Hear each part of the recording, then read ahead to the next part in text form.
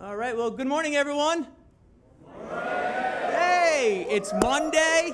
We got a lot of green on the wall here. We need some energy for that. But good morning again, and my name is Joe Brantuck, and it is truly my great pleasure to welcome the India Business Conference along with Pranaj Shashra, Conference Chair. Now, I'd also like to extend a special welcome to all of the organization's supporters and to all our distinguished guests. We're truly excited that you could all join us right here from the crossroads of the world in Times Square, New York, as we get set to ring today's opening bell. The India Business Conference is the premier India-focused conference organized by Columbia Business School in New York City.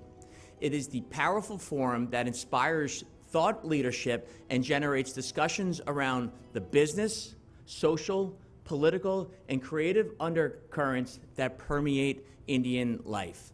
The theme of this year's conference, which took place on February 23rd, was the future of India, taking the winning leap. The conference brought together the most influential and insightful voices to analyze what makes India unique, to discuss the impact of digitalization, and to debate strategies for business to grow over the next decade.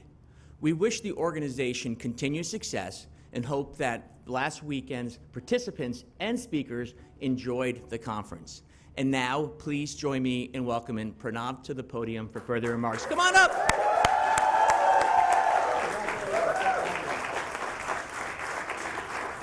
Thanks, Joe.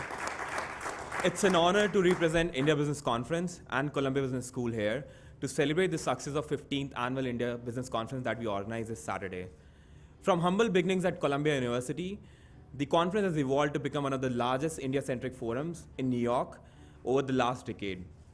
This year, the conference attracted over 350 participants, including professors, professionals, speakers, and students from all over the world.